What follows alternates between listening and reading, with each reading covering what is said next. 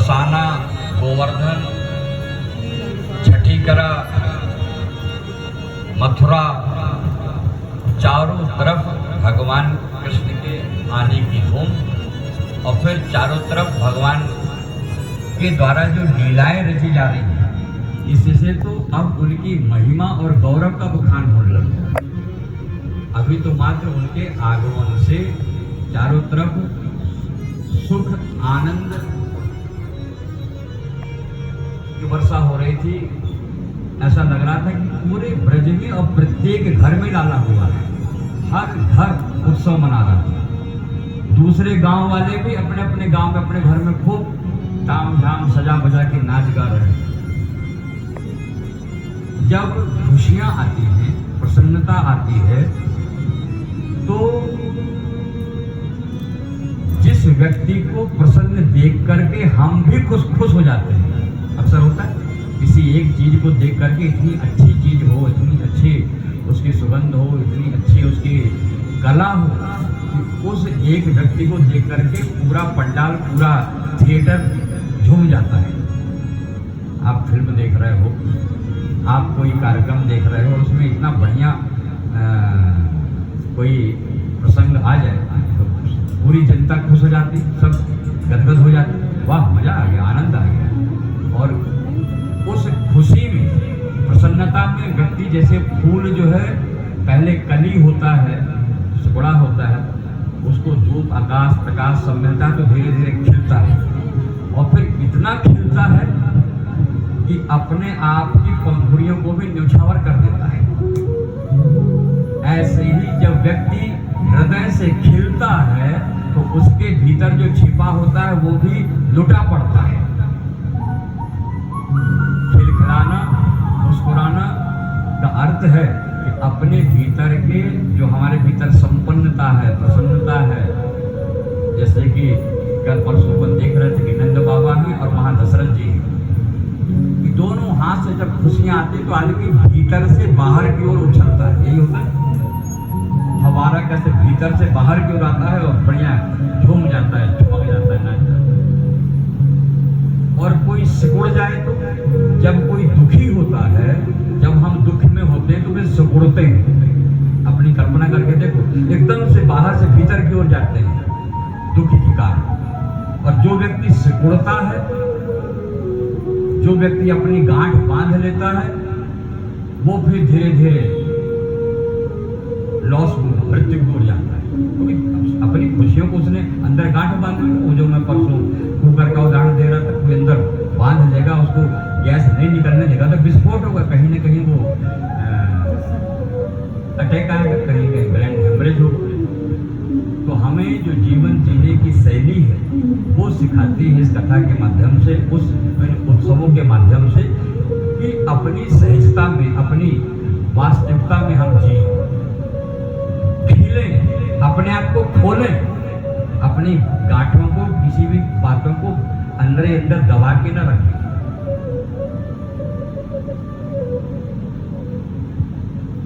और जो खिलता है, जो विकसित होता है, वही उन्नति और विकास करता है, प्रकाश करता है। बिल्कुल वही चीज हो रही कृष्ण के साथ।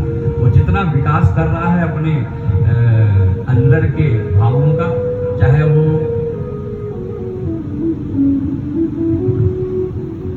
अपने पूतना और आने वाले कष्टों के साथ, चाहे वो बाल बच्चों के साथ, चाहे उन सखियों के साथ चीरहरण के रूप में, अपने अंदर की प्रतिभा को दिखा करके, और तब लोग आपके प्रति जो है आकर्षित होते हैं, और तब व्यक्ति आपके प्रति श्रद्धा और आस्था बढ़ाता है कि हाँ ये आदमी बिल्कुल सही है, इसका निर्णय सही है।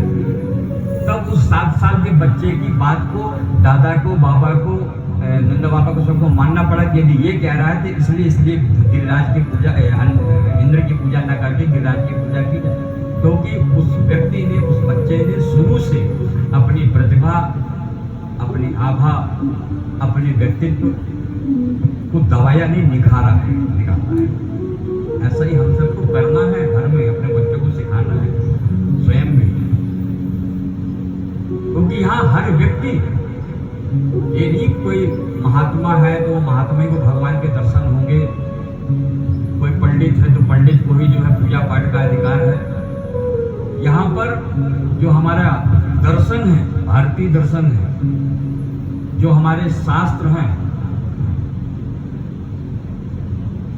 जो हमारे पुराण हैं, ये सब यही कह रहे हैं कि जो भी यहाँ पैदा हुआ हर व्यक्ति यहाँ पर जो है बुद्ध है, हर व्यक्ति ईश्वर है, ईश्वर का अंश है। ईश्वर जीव अंश अविनाशी, कण कण में ईश्वर ने अपना अंश दिया है। हम अपने आप को पहचानते नहीं और हम अपनी जो है पूरी की पूरी भार प्रभार स्वभाव दूसरे के ऊपर सौंप देते हैं, चाहे वो गुरु जी के ऊपर सौंप दें, चाहे मंत्र जी के ऊपर सौंप दें, चाहे किसी पंडित, नहीं वो भला करेंगे। अरे ये बताओ, डॉक्टर, कोई डॉक्टर है, कोई वकील है, उसने उस डॉक्टरी को पढ़ा, इस डॉक्टर बन गया। तुम पढ़ लेते, तुम बन जाते। ये थोड़ी काम डॉक्टर नहीं बन सकते, तो कुछ जी जान लगा देते तो बन जाते। ये ऑर्गन हारमोनियम जो बजा रहे हैं तो ये थोड़ी इन्हीं भर की बपौती है। हम तुम सीखो तो हम तुम भी सीख सकते, कला है ये।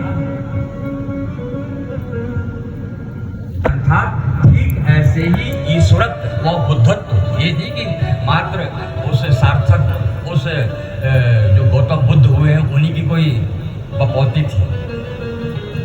अर्थ ही कि हर व्यक्ति यहाँ पर बुद्ध होने के लिए पैदा हुआ है, लेकिन हम पराश्रित होकर के, आश्रित होकर के जीने में मजा लेते हैं। कृष्ण की बड़ी उलटवासी है। भगवान राम का जैसे ही जन्म हुआ तो आपने सुना है, वो चौपाई रोज पढ़ते हो कि जैसे सुनीला अति प्रिय शीला यह रूप। तो बोलो ना भाई, तुम लोग को भी तो याद है। माइक नहीं लाकर वही दिन पंडित जी ध्यान हेल्प करते रहो क्योंकि कमजोरी। और तब भगवान राम ने क्या किया था, इतना रोए कि सुन बचन सुजाना रोदन ठाना। रोदन ठाना, ठान लिया कि हम रोते ही रहेंगे, ठान लिया। इस शब्द बड़ा प्यारा है। सुन बचन मम्मी ने बोला और अपन ने मान लिया कि बस मम्मी हम जीवन भर रोएंगे, और रोता रहा राम जीवन भर। शब्दों पे भी कंट्रोल होना चाहिए कि हम क्या बोल रहे हैं, वरना ऊपर वाला एक सुन रहा है, तुमने ऐसा बोला तो हम तो करवा के रहेंगे। अभी रोज प्रतिदिन कथा में सुन रहा तो उस रत्नावली ने सोचा, कृतवर्मा ने सोचा और वैसे भूतना बनना पड़ा। इसलिए सोचना भी बड़ी होश हवास से, क्योंकि जो भी हम मन में कल्पना करते हैं हमारा प्रारब्ध बन जाता है। प्रारब्ध मतलब अगले जन्म के लिए वो लाइन लिख गई, ये तुम्हें करना पड़ेगा।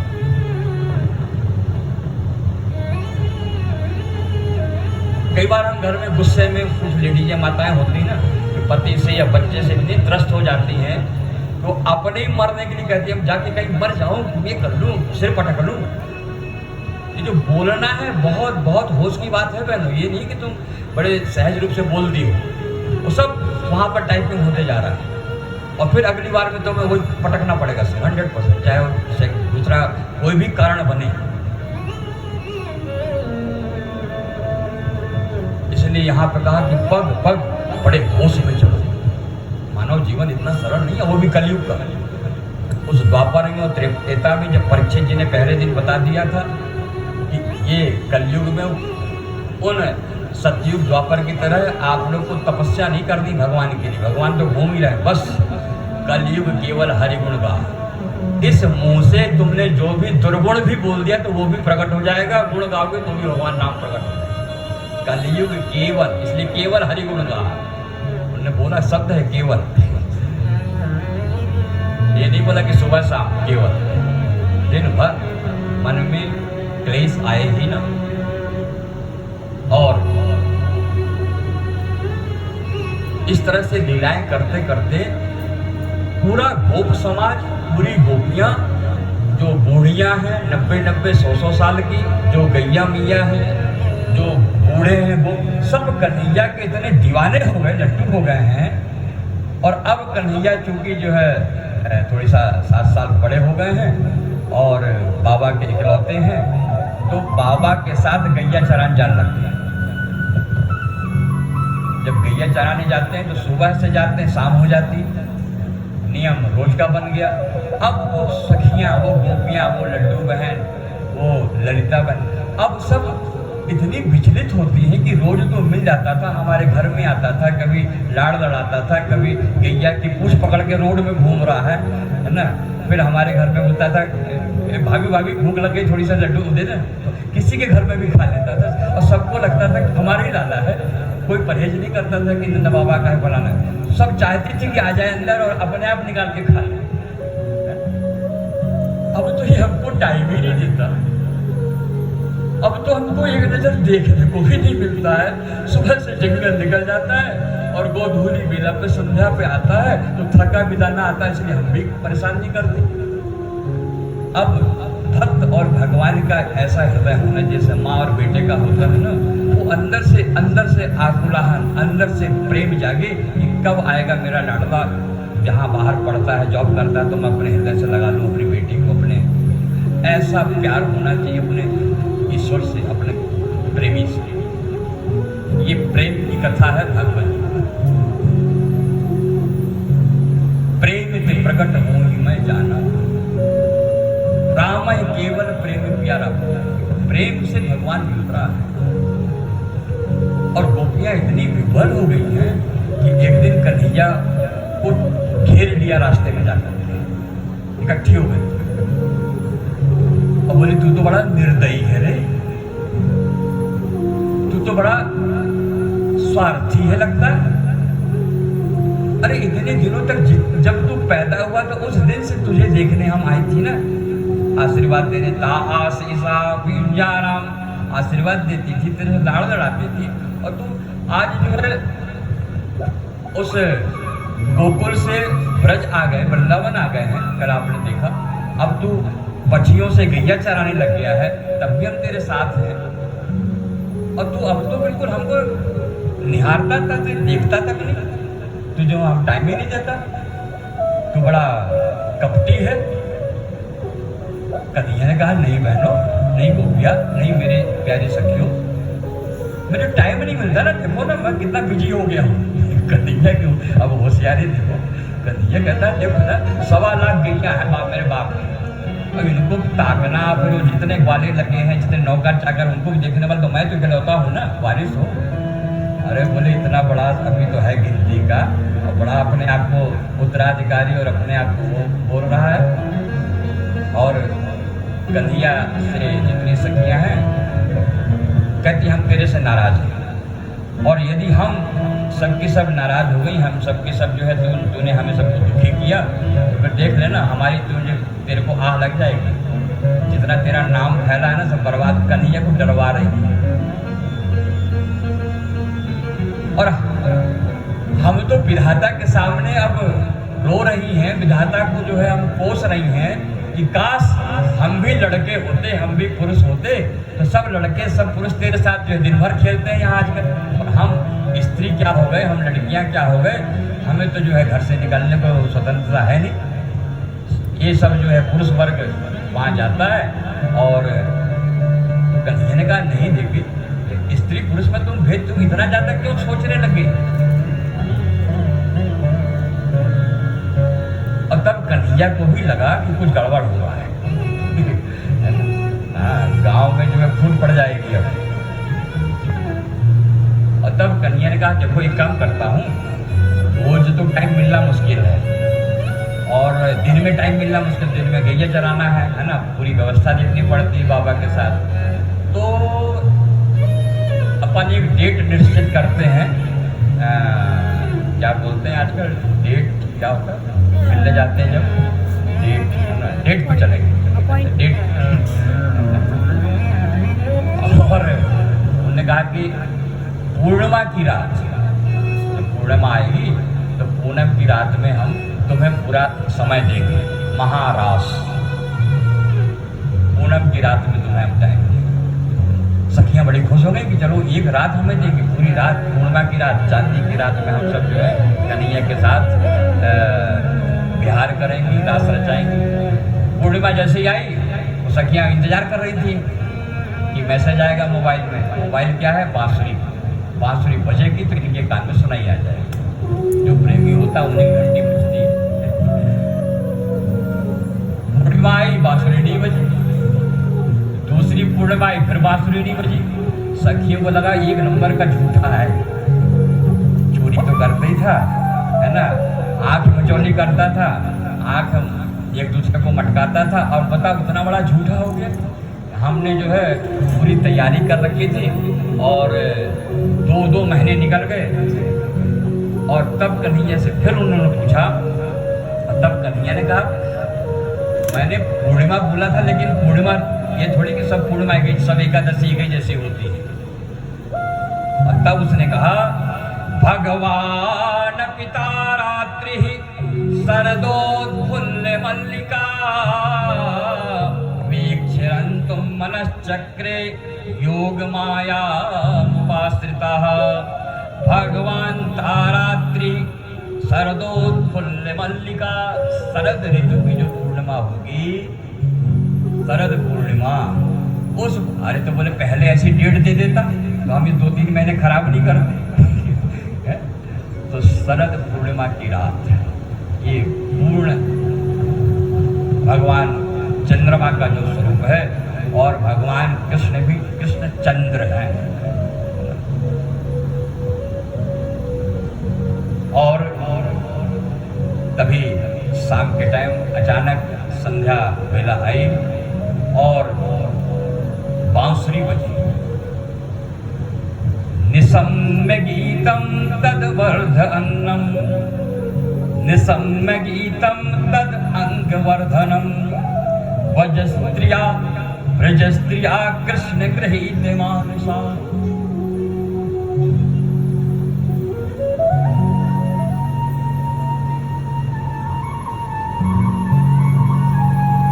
जैसे ही मधुबन से बांसुरी की धुन आई, पूरे ब्रज में बांसुरी की धुन छाई, लेकिन सुनाई उसी को दी जिसका मन लगा होता है। कई बार होता है कि कुछ ऐसी आवाजें आती हैं, घर में कहते हैं कोई आवाज आ रही है, तो बाकी लोग कहते हमको तो नहीं आ रही, तेरी भर को आ रही है। कहते ध्यान से सुनो ना, फिर शायद उन 5 में एक आध और कुछ, हाँ मेरे को भी आई। होता है कि नहीं होता?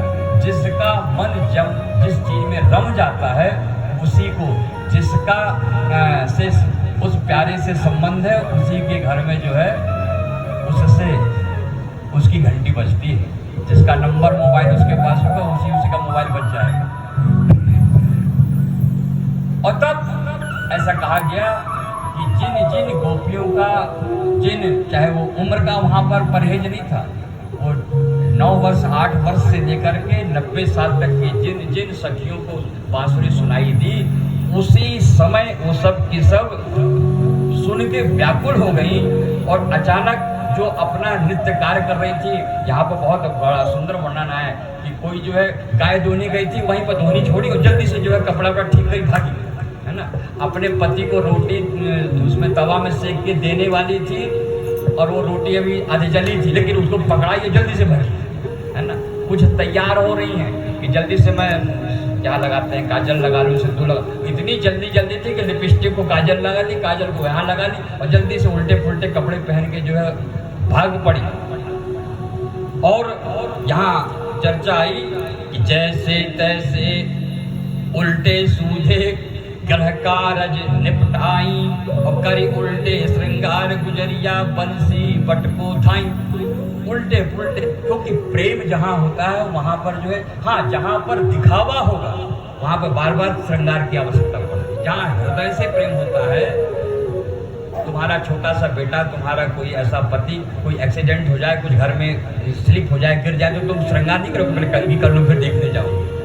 वैसे ही दौड़ पड़ोगे जिस अवस्था में हो, जिस अवस्था में हम होते हैं वो समर्पण होता है, प्यार होता है, दीवानगी होती है, दीवानगी मस्तानगी होती है।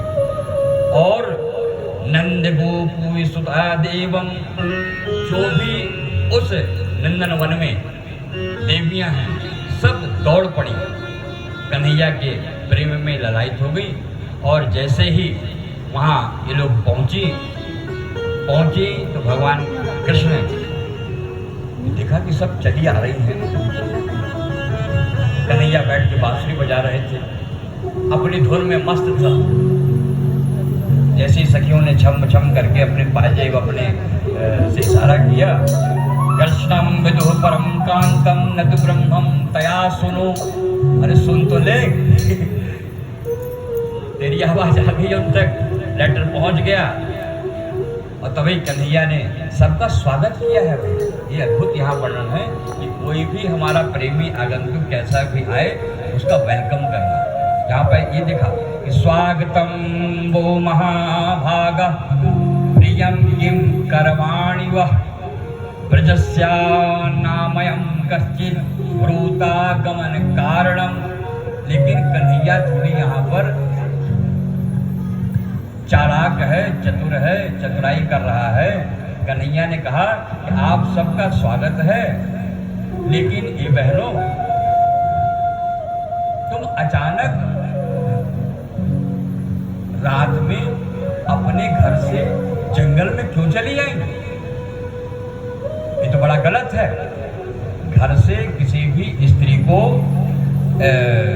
किम प्रियम किम करवाणी भूताग्रा कारणम, क्या कारण है, तुम कैसे चली आई? अपने घर में, अपने घर से बिना किसी संरक्षण आरक्षण के जो बेटी है पिता के साथ, जो पत्नियां हैं अपने पति के साथ, क्या निकलना चाहिए रात में? अकेले क्यों चली आओ? जाओ घर जाओ। गोपियां सब एक दूसरे का मुंह देखने लग गई। एक तो इतने दिनों से इंतजार करवा रहा था, डेट फिक्स हुई, घंटी बजाया, और अब कह रहा है कि तुम क्यों आई हो, जाओ अपने घर जाओ। कितना बदमाश है, कितना कैसा स्वागत कर रहा है, स्वागत भी कर रहा है और कह रहा है कि जाओ वापस। ये तो गलत बात है, घर में औरतों को नहीं निकलना चाहिए रात में। उन्होंने कहा तू बड़ा झूठा है, तेरे को तू भूल गया क्या? तूने तो कहा था आज शरद पूर्णिमा की रात, तूने तो कहा था कि जब मेरी धुन बंसी जाएगी पुकारूंगा तो तुम दौड़ी चली आना। कन्हैया ने कहा निशम्य गीतम तक वर्थ अंगनम। मैं उस रात में अपनी मस्ती के लिए, अपने अंग में जो थक गया था उसके लिए अपनी ट्यून बजा रहा था, बांसुरी बजा रहा था। अपने आप को खुश करने के लिए आप कुछ सुनते हो ना, कहीं गाने सुनते हो, कहीं कुछ म्यूजिक सुनते हो। तो मैं अपनी म्यूजिक जो है अपने खुशी के लिए, प्रसन्नता के लिए। और तब वो जो सखियां आई थी, गोपियां आई थी, वो इतनी दुखी हुई कि रोने लग गई, कष्ट में हो गई। अरे दुष्ट, जब हम घर से निकल रही थी, पति के सामने हम रोटी फेंक के चली आई और सास जो है चिल्ला रही थी खबरदार तू घर से बाहर निकल रही है इतनी रात में, लौटना नहीं, उस पराई छोरे के चक्कर में पड़ी है, तेरी नीयत खराब हो गई, तेरा मन खराब हो गया है ना, उस कलुआ के साथ तो हमारे घर को बदनाम कराएगी, घर लौटना नहीं, घर लौटेगी तेरा टांग तोड़ देंगे, वहीं जाके मर जाना। घर वालों ने हमें तिरस्कृत कर दिया है, हमारा दुराग्रह कर दिया है, हम सब कुछ छोड़ के तेरे चक्कर में आई, तू क्या रखा, वापिस चले जा।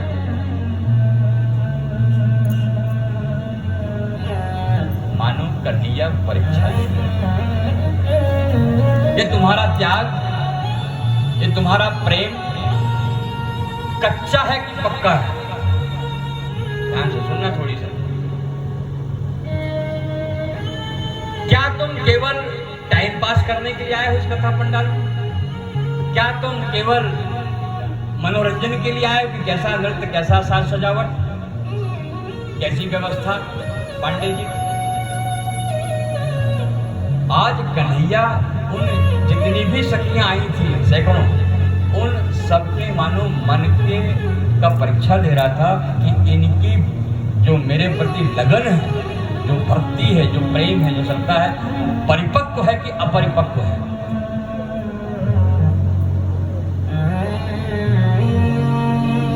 जैसे आम के पेड़ में आम फले हुए हैं, यदि आम कच्चा है, कच्चे आम को यदि आप तोड़ोगे तो उसमें एक खट्टापन होगा, और एक तो उसका तोड़ पानी निकलता है, वो यदि लग जाए तो आदमी को जिसके डिजिट होती फपोले पड़ जाते हैं। एक तो कितना भी हिलाओ गिराओ तो अपने आप तोड़ेगा छोड़ेगा नहीं अपनी पेड़ को कच्चा। यहाँ पर अर्थ ये कि हमारे घर से परिवार से हमारा जो मोह है, हमारा जो प्रेम है, वो इतनी जल्दी त्याग नहीं कर पाता कि चलो गुरुजी ने बुलाया और हम तुरंत संन्यास ले लें बाबा बन जाए। आए भी हैं तो लगता है कि अब घर वापस जाए, बहुत हो गई कथा था, घर में बच्चे होंगे, पतिदेव आ रहे हो, विरक्ति त्याग। यदि कच्चापन होगा तो वो जल्दी से आम का वृक्ष जो है फल को छोड़ता नहीं। अरे जबरदस्ती तोड़ोगे भी तो बाग मुश्किल टूटेगा, लेकिन वही आम वहां रहते रहते जब पक जाता है तो अपने आप डगान को छोड़ देता, और जब छोड़ देता है तो उसमें मीठापन आ जाता है, परिपक्व हो जाता है, उसका रंग बदल जाता है। ऐसा हो जाता है, पकता है तो आप बाबा बन गया। अब वो नई जनरेशन नए समाज को नए पौधे देने के लिए तैयार है। पके आम का बीज लगेगा, कच्चे आम का बीज नहीं लगेगा। आज यही चीज कन्हैया देखना चाह रहा है कि ये भक्ति में पक गई है कि कच्ची है। बात समझ में आ रही कि नहीं आ रही? जो छोड़ के घर आई तो ये तो नहीं कि वहां मन में चल रहा कि पतिदेव कैसे होंगे, बच्चे कैसे होंगे, आ तो गए, तो पूरी परिपक्व होकर के मेरे पास आई है समर्पण में कि अभी मन वहां लगा हुआ है। और जब वो रोने लग गई, सिर पटकने लग गई, कन्हैया ने जब देखा उनका श्रृंगार की बिल्कुल विचलित। जब आदमी प्रेम में डूबता है तो श्रृंगार भी अधूरा होता है, और यदि प्रेम कमजोर है तो फिर कहते हैं ना बढ़िया तैयार होकर जाओ, पता नहीं देखने में कोई गड़बड़ ना कर, फोटो अच्छी आ रही।